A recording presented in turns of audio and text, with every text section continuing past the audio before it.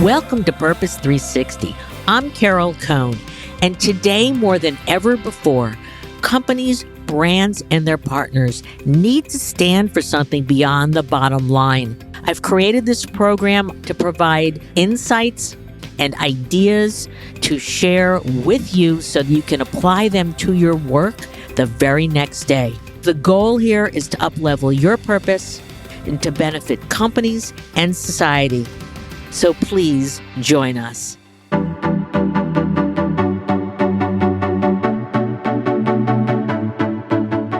I am so excited today about the return conversation that I'm having with Jim King, who's EVP and CCO of the ScottsMiracle-Gro company.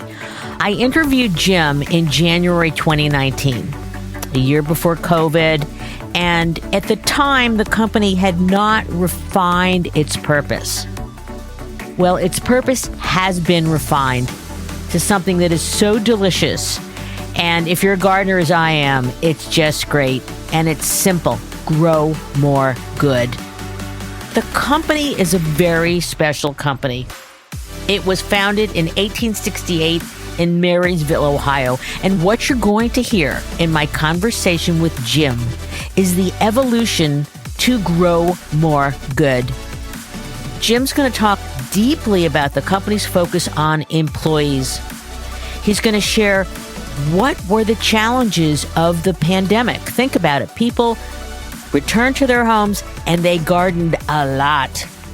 And in fact, during COVID, they gained 25 million new gardeners who found joy and comfort in their outdoor spaces, considering we were locked in our homes for a long time. Jim will also talk about his CEO, Jim Hagedorn, who really understands the responsibilities of a company to its employees and its communities, and truly that Grow More Good can also be about racial justice, environmental justice, and such. We're going to learn a tremendous amount from this conversation, so join me. It is a great one.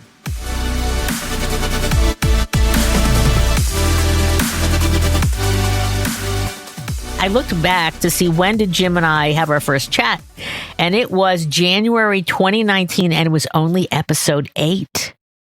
So first, I want to welcome Jim back because I'm thrilled because the company has done even more things in purpose, and I'm delighted to bring you back. So welcome, Jim. Thank you. I'm glad to be here. I was thinking about how long you and I have actually had a relationship prior to that podcast, and I just stopped counting because it's starting to make me feel really old. Oh, no. That's another story. That's not true.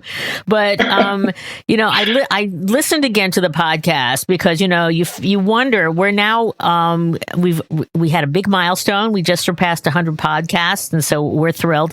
Congratulations. Thank you. And going forward, I've made some changes. The first is that purpose is no longer, it's still strategic, but it's now not what is your purpose. It's about embedding your purpose. And the reason I wanted to bring Jim back was that I was doing some research for another client and I jumped onto the ScottsMiracle-Gro website and I was blown away because how Jim and his colleagues have evolved their purpose. And it's called, I'm just going to steal your thunder because I love it. It's called Grow More Good. And it is so simple and it is so profound. And so we're going to talk a lot about what that means and where it's going. But embedding my listeners is what it's all about. It's about the authenticity. It's about all of the stakeholders truly getting engaged. And we're going to talk about that today. So just a little bit about Jim. He's EVP, CCO, Chief Communications Officer, and President of the Foundation. And one of the things that he has said in previous podcasts, but I see it even more so today, is that he wears many hats. So he takes an integrative approach to strategy at ScottsMiracle-Gro. Plus, he reports directly to Scott's CEO, Jim Hagedorn. So he wears government affairs, communications, investor relations, environmental outreach, community relations. Where's employees and all that, Jim? So employee communications is part of my group, and we work closely with our friends in HR who own more of the kind of direct engagement. And since I love the amount of growth you've had since you're last on, because you're about 2.5 billion then, and you're over 4 billion now. I think you had about 4,000 employees then. You almost have 6,000 employees now. And I love the fact that you have the long-term view. You're 153 years old. You're publicly held, but you act like a private company. So kudos to you. So let's get into GroMoreGood. And I love when you say good can grow anywhere. And I want to use some of your copy. We're committed to a world where we can grow more good together. And I always talk about numbers. And here's some good that you've grown. 10 million children you're going to connect to gardens and green spaces by 2023. 130 million people supported with clean water programs through your NGO partnerships. 10,000 metric tons of phosphorus eliminated from the environment annually. I love this one. 5 billion pounds of green waste repurposed annually. And then your volunteerism numbers are off the charts. 92,000 volunteer hours annually for your colleagues. And that's about 15, 16 hours per. And I'm sure some do 40 and some do a little less. That's a lot. So let's just talk about your evolved purpose. How does it make you feel, and how is it driving the business? I'm really proud of what we've accomplished. It wasn't anything that I drove.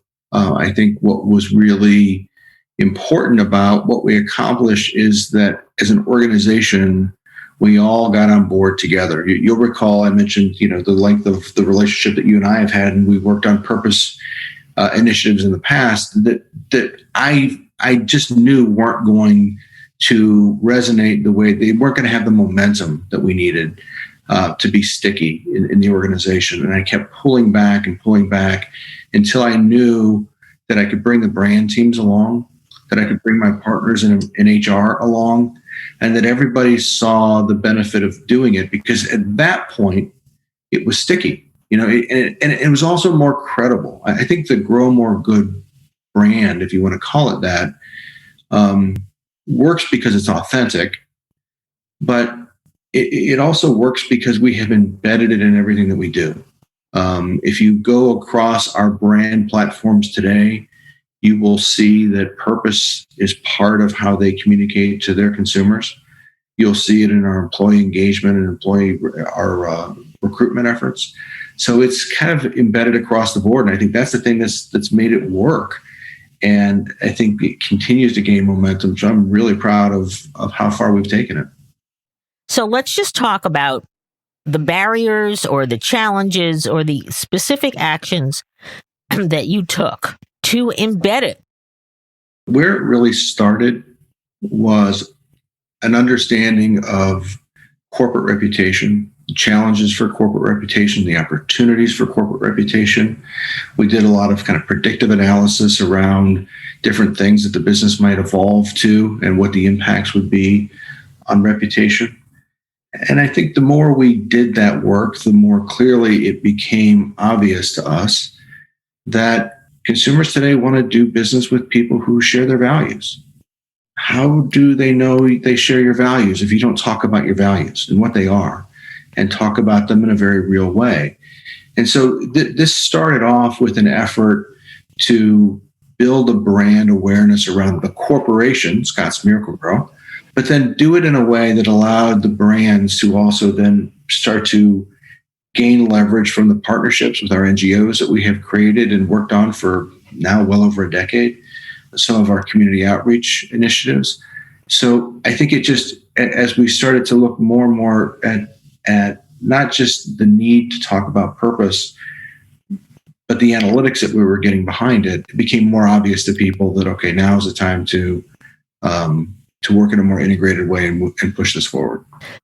So talk about the predictive analytics, because I hadn't known that you were doing that. And I'm sure our listeners would love to know, gee, what can I learn from that to get proof points with data to my senior management?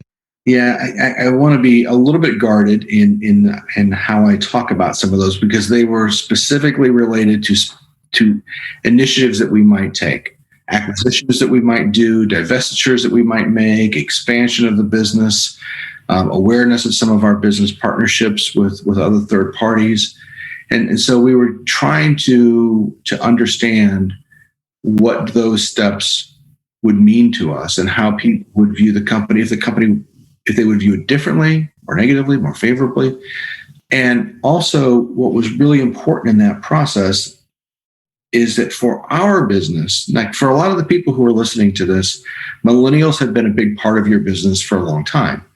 For our business, they're just now coming into our sweet spot. Okay. You don't typically do lawn and garden work unless you have a lawn and garden. You usually don't have a lawn and garden unless you have a home, right? Mm-hmm. Right. Millennials over the last handful of years have become a significant cohort within in the housing market. So a lot of what we were trying to understand is what makes them tick. What are the things that we're doing that would make them view us favorably or unfavorably as they come into the category? And we positioned a lot of our work around them.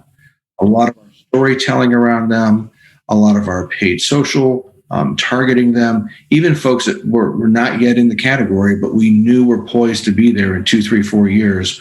A lot of our efforts were going to talk to them.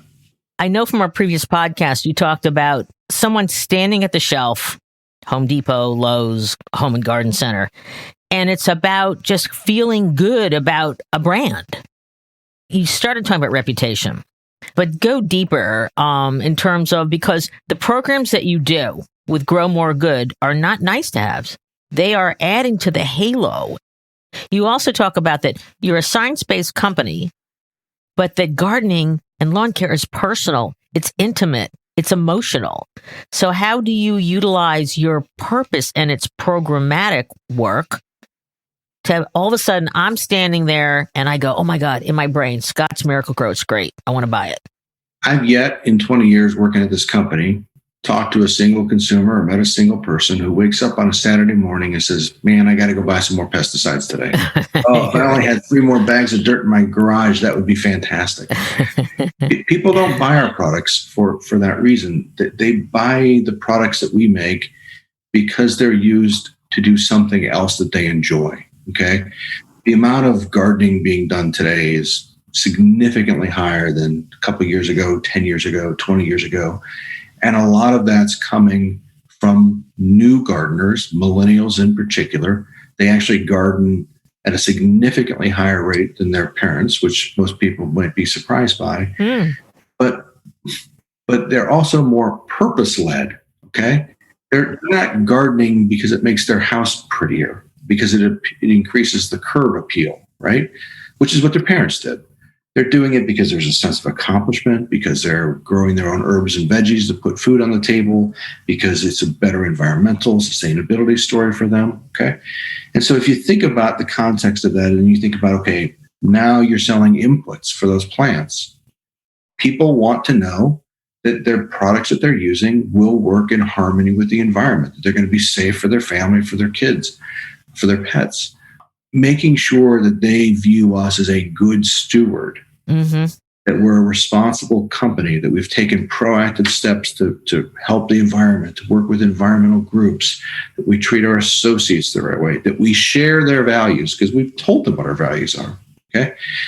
That's a big part of what we're trying to accomplish here. And I think what we're seeing is that's resonating, especially with those younger consumers.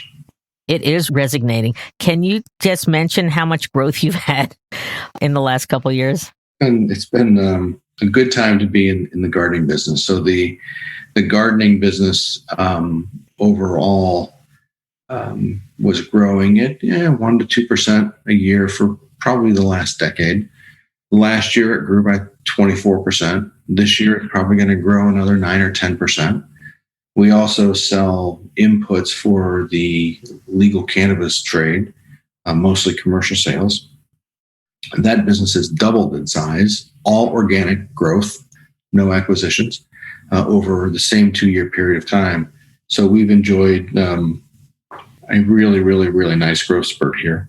I think, and a big part of it, what we're finding, especially on the gardening side, is that it's really sticky. You know, we assumed that we would give back a little bit of last year's growth this year. We didn't. We're actually going to grow again, and overall usage of products net positive, probably 7 or 8% in terms of participants.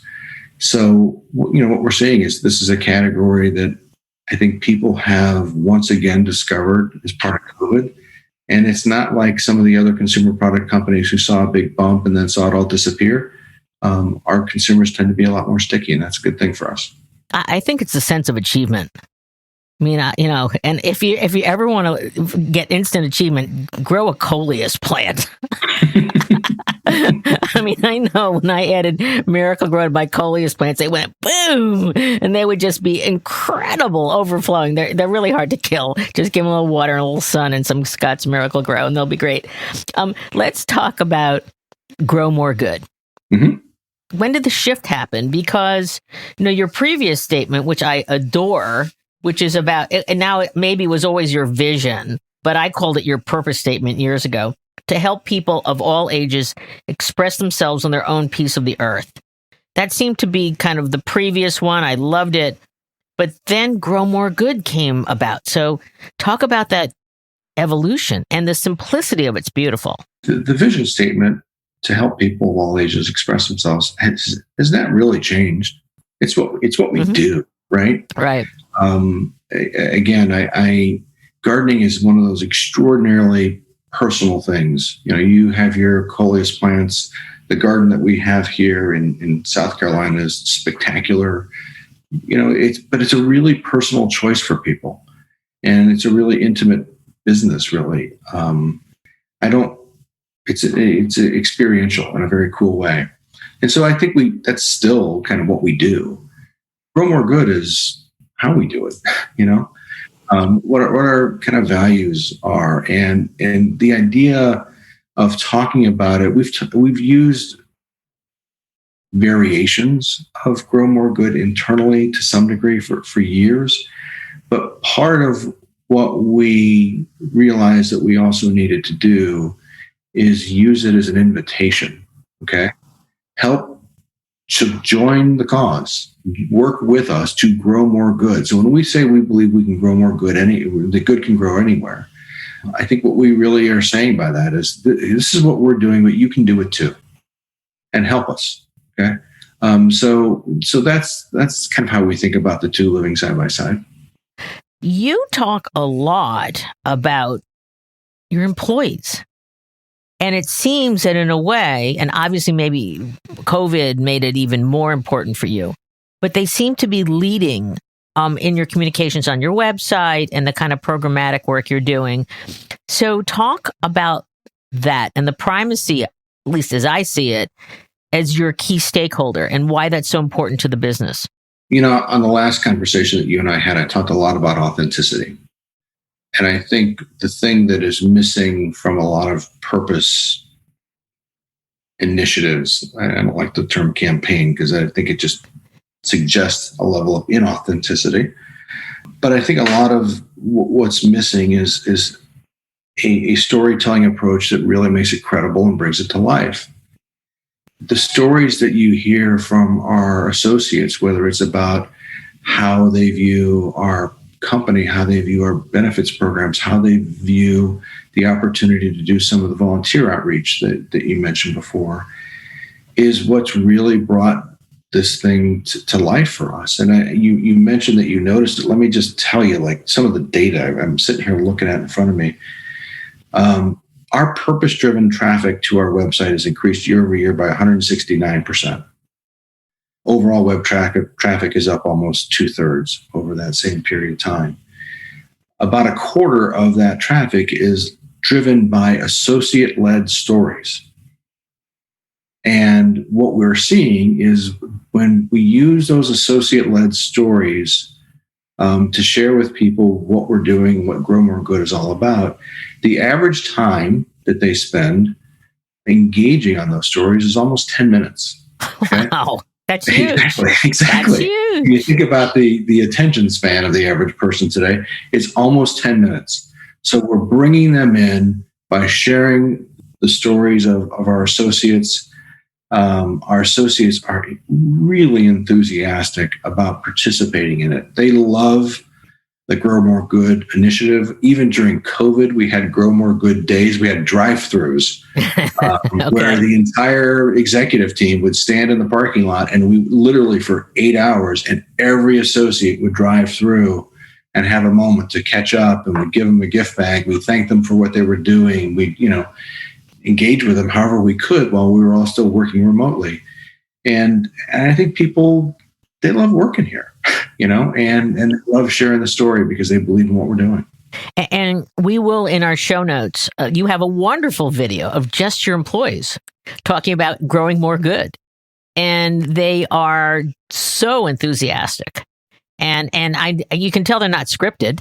It's just really, really genuine. So I would say for any of our listeners, if you truly want to look at true employee engagement, go on the website. The stories they're marvelous. They're just absolutely great. And the videos are great too.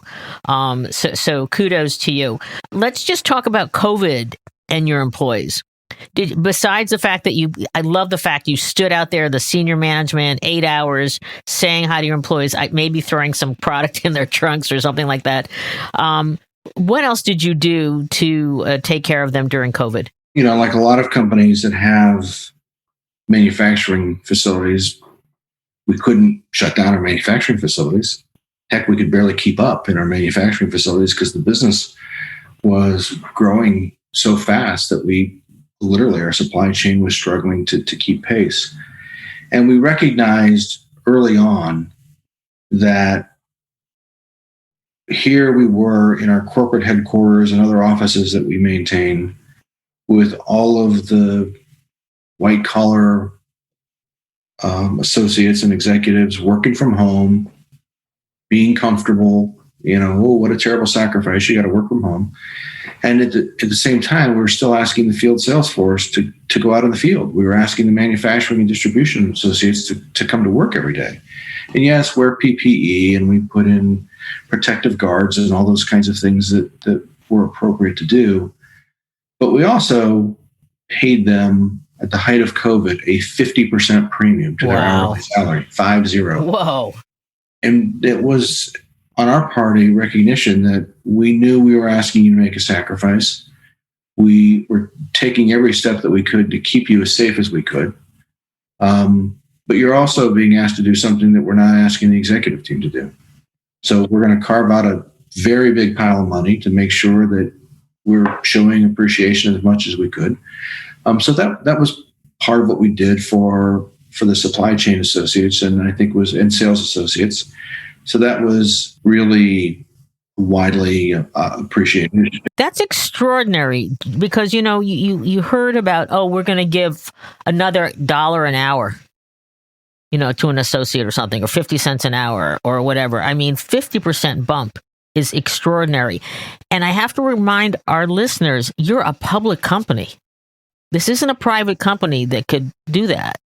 So obviously you always talk about Scott's treats its employees like family, which you do. I mean, and again, like treat others how you like other people to treat you. So continue, but I just really had to emphasize that point because that I hadn't heard anyone doing a 50% bump.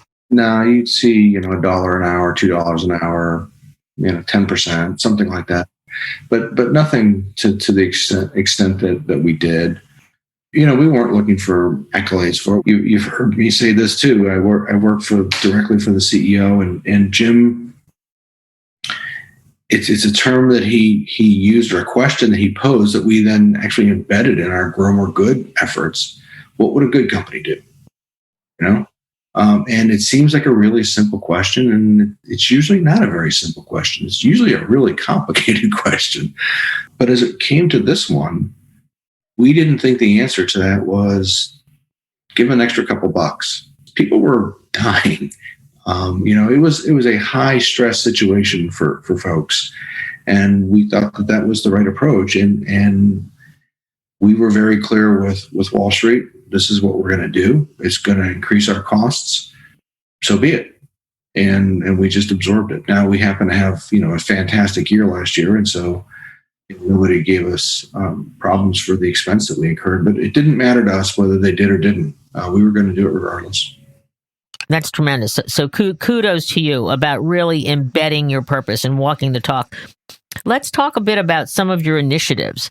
Talk about the pollinators program, because I think that's quite interesting. It's needed. It's urgent. And that's one of the many things you do. But I'd love our listeners to hear about that one. A little bit more step back for a little bit of context.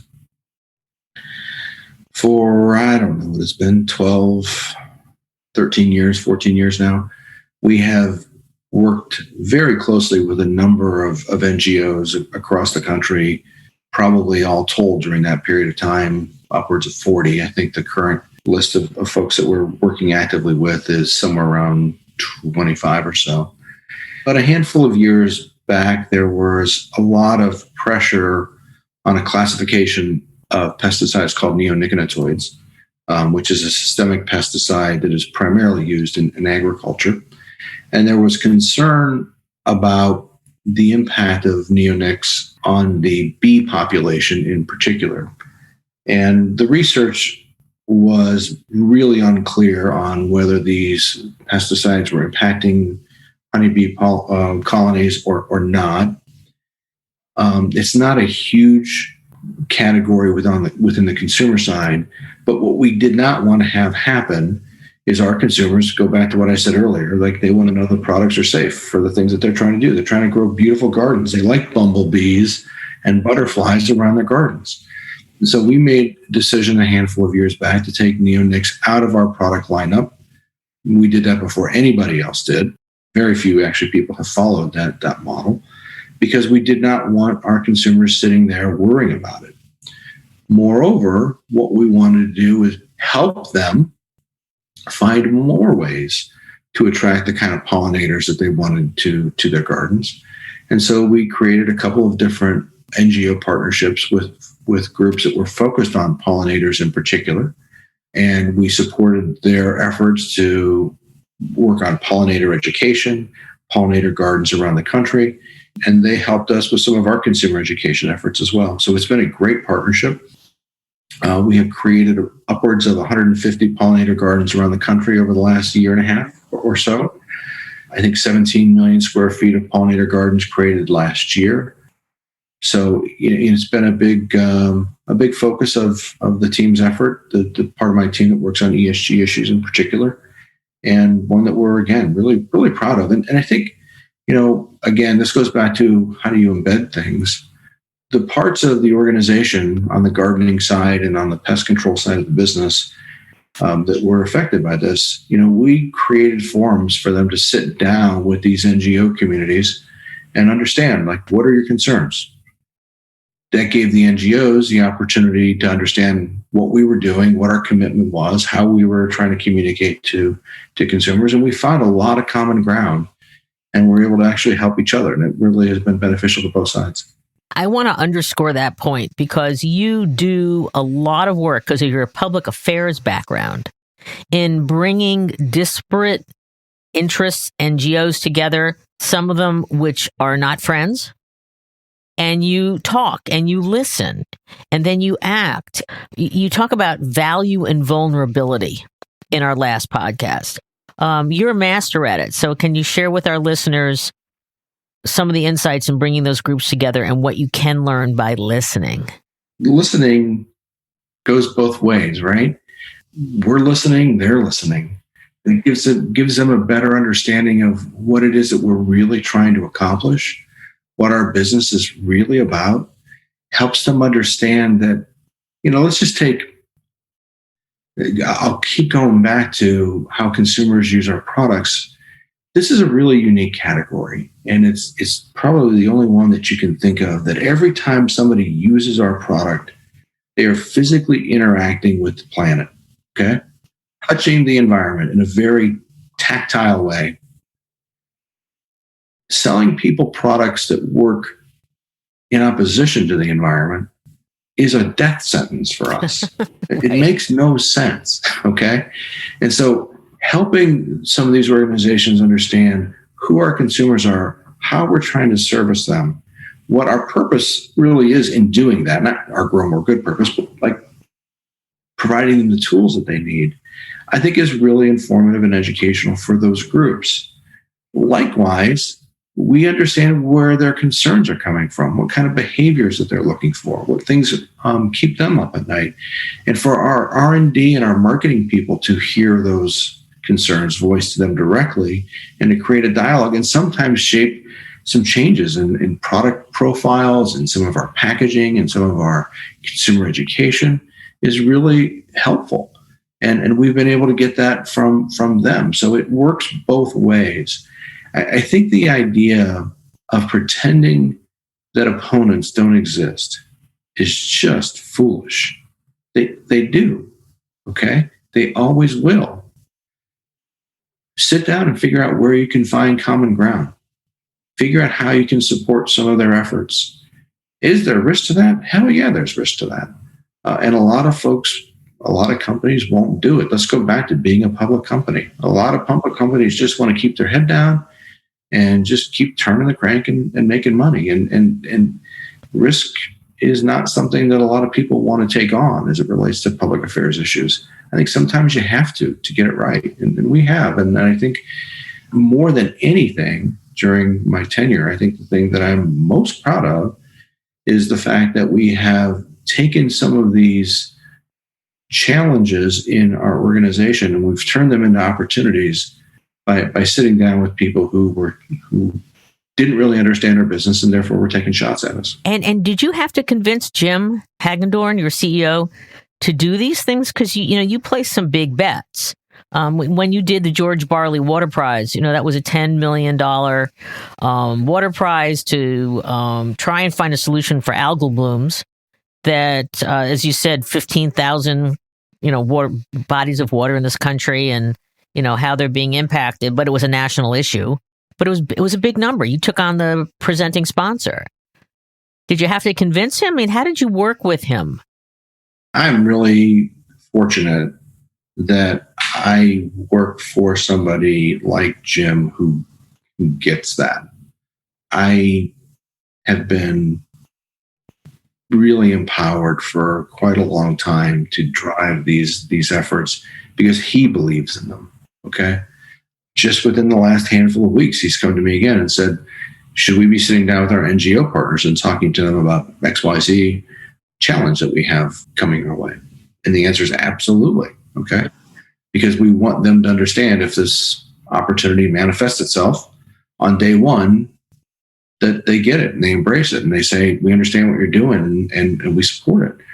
So Jim's been a big advocate of this, and we've actually been able to use him as a messenger, and because he really is a believer and really, really cares about environmental issues. His family, who still owns 25% of the company, really cares about environmental issues, and it's become kind of part of our internal efforts. I'm envisioning a sign on your office door, which is like, risk welcomed here, or talk to me about controversial issues. I want to embrace them. The people who struggle the most at our company when they come in are people who are averse to taking risks.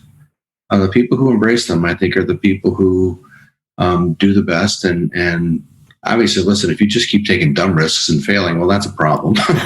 You won't have a job. You'll be out of a job. We want people to take smart risks. We want people to try new things, and it's worked really well. So it's an approach that I think is really a very big part of our corporate culture. Can you talk about some of your other favorite GroMoreGood initiatives besides the Pollinators program? I think the one that has resonated the most is the work that we're doing around community gardens and kids. So we started a program 15 years ago or so called Grow 1000 that was focused on putting 1,000 community gardens in around the country. And again, something that we can't physically do ourselves. So we had to have partners all over the country to help us do that. We had national partners, we had regional partners, we had local partners that we did that with and funded their efforts. And it was really, really well received. And you talk about kind of an integrated approach to things. If you're going to pick a city, go to Dallas, you're going to go to Atlanta, you're going to go to Orlando, you're going to go to Cleveland, wherever it was. we would do these projects, and they were significant projects led by community leaders. But what governor or mayor doesn't want to show up at that? Right. Okay. Right. I mean, really. What member of the House doesn't want to show up in his or her district when that's happening? And it also gave us a platform to really help those people who are an important stakeholder group of ours understand who we are and what we were trying to do in the community. So it worked really well for us. That has morphed into the effort currently underway, which is to introduce gardening to 10 million kids over a 5-year period of time. And we're making great progress against that goal. I'm confident that we will easily achieve or exceed that goal. And that's one I think that our associates really embrace, because so many of them have kids. So many of them see the benefit. They want to engage in a lot of the volunteer efforts around kids gardening projects. So it's been one that we've gotten a lot of traction from. And I noticed you added the word green spaces to gardens. So what was the thinking behind that? This goes back to being embedded, right? So we have 3 real areas of our business, slightly on equal thirds. The gardening side of the business, that's the Miracle-Gro brand. The control side of the business, which is the Ortho brand. And then the lawn care side of the business, which is the Scotts brand. So we have our pollinator gardens that the Ortho team can support, the community gardens and children's outreach that the Miracle-Gro brand can support. But the Scotts brand, listen, again, some people have a yard because they want to have a pretty yard. Especially younger consumers today want to have a yard for their dog. They want to have a yard for their kids to play in, okay? So green spaces and places for kids to play have been a really important part of what the Scotts brand has been trying to do from a cause perspective for quite a long time. And they've had a number of different partners, including currently Major League Baseball, where we'll go into underserved communities and just completely renovate an ignored park and put a baseball field back in place or a play center back in place for those kids to use. And so green spaces come into play in things like that. Right. That's great. Yeah. And it's a social justice issue where highways have just sliced through communities, cut them off from the rest of the city, lost their green spaces. So I'm really thrilled that you're doing that. I hope to see that you're going to expand that even further. And you talked about, is MLB a partner in the green spaces? Or is that on a per city basis? In the field refurbishment programs, yes. The field refurbishment, okay. And do you have any partners in the green spaces program yet? Some of them are some of the same ones that we're working with on the community garden efforts. None that are dedicated solely to that, though. You want to give any shout outs to give them a pat on the back? Listen, we're doing a lot of really good work with HeadStart. That's been one that's really been a great partner for us. I don't want to go through the whole list because I'm afraid I'm going to leave people out. But we've got a good list of folks. I think HeadStart's one that you wouldn't think would be a partner for you. So curious about how they came to be a partner. Again, it was about giving kids access and seeing the benefit of kids getting access early in life to gardening and how important it is for them and how you can use it as a learning opportunity for kids. So that's really how that partnership evolved, and it's been a really good partnership for us. And I'm curious in terms, I know I work with them for PNC, and I think it was great. I'm curious about partnerships. Do you go seek them? Do they come over the door? Is it a combination of, both sides? It started off with us seeking them. It started off really with finding partners on the water side of things. This goes back probably 15 years ago. A lot of concern mounting across the country around algal blooms. And it started in small communities in the upper Midwest that we saw that happening. And it was starting to become a bigger problem across the country, across the world. Folks were looking at an easy solution. And there is no easy solution. There's a lot of issues that are causing algal blooms, but you could point to lawn fertilizer and say, well, that's the problem. There's no research that is valid research that would say that it is the problem, but we still found ourselves in the crosshairs of the discussion. And that's actually what led us to start working with, reaching out to NGOs and sharing with them the data, underwriting further research, making commitments that we would change product formulations further if the research came back and said what they thought it was going to say, which it didn't.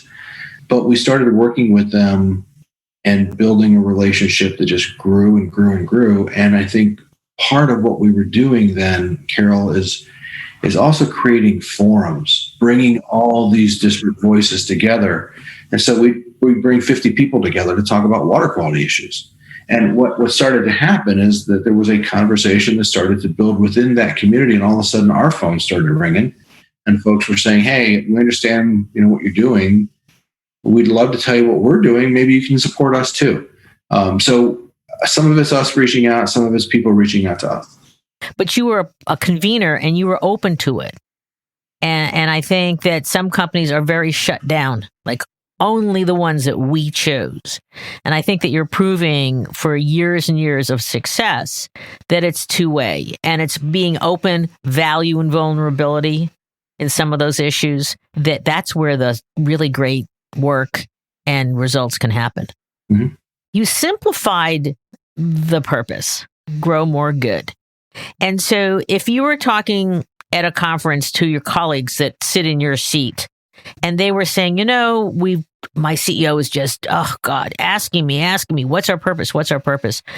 Can you give your colleagues, 2 or 3 nuggets of advice? How should they get started on this journey, especially because they have to respond to their CEO? Well, my gut reaction is to say, look the CEO in the eye and ask her or him, what's our purpose? What would happen if our business went away? What would the impact be on the world if our business went away tomorrow? Sir, ma'am, what would it be? Okay. CEOs have to believe in this stuff.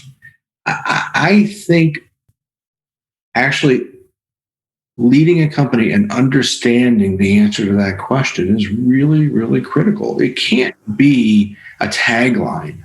Part of the reason that this has worked for us is because it really is how we view ourselves. It really is how we run our business. And we happen to be a unique space where we can use words poetically that kind of get to that. And it works because of what we do. Nike gets to use just do it. Well, because it's what they do, right? So I think that can't be something that you treat as a campaign. You can't view it as something that we've got to have a purpose. Well, what is it? Ask yourselves as a leadership team, what is it? And then figure out how to communicate it. But it has to be real in my mind, or it's just words. Consumers aren't foolish people. They're really smart people. And they can see through something that just sounds like a phony tagline. So if you can't really live it, if you can't really be it, then don't try. There you go. Move on. I love it. If you can't live it and be it, just move on. And then any key 2 or 3 insights regarding embedding. Yeah. Listen, and I say this as a member of the leadership team and a kind of one of the corporate leaders, right? I don't think that corporate communications or ESG or public affairs teams can do this on their own and make it work, okay? When it becomes part of your employee engagement efforts, when it becomes part of your marketing efforts, when the supply chain's talking about how they use it too, that's what really brings it to life. That's what makes it real. That's what makes it sticky. And then if you're going to talk about your purpose, publicly, you have the ability for it to gain traction because it is part of how you operate your business every day. And that's why I say if you can't do it, then move on. If you can't actually embed this in how you run things every day, then I think you got to be really careful about how you talk about it. That's my personal feeling. Others may disagree, but that's my thought. How you operate your business. That's exactly what the leadership companies such as ScottsMiracle-Gro is doing. Bringing your purpose to life, living it in your operations, living it with your relationships with your stakeholders and also the naysayers. And so this has been an excellent conversation. I knew it was going to be. And again, as you said, you are in controls, you're in fertilizers, you're not selling the flowers, you're enabling them. And I think that's a broadened view on what a business does bring that our listeners, I hope that they will embrace. So last word to Jim King. I've said it in different ways multiple times. I think bring other people with you. Bring your partners with you in supply chain, in R&D, in marketing, in HR. That's what makes this stuff work. It's at least that's the recipe that we've used. And when we were finally able to get that level of integration and get it embedded into multiple work streams within the business, it came to life in a very powerful way. And I'm absolutely, totally convinced that it is a campaign or an effort that will long outlive my tenure there because it's been so ingrained in what we do. So I want to thank you for this wonderful conversation. One of my favorite topics, which is gardening and flowers, or flowers all over my house, at least in fabrics and things like that. And I want to say to our listeners, please, go to www.purpose360.com. Please give us a rating and a review or suggestions about other guests to have. And then I want to ask our listeners to answer this question. And it's changed from the last time we talked. I used to say, what is your purpose? But now I say, what is the power of your purpose?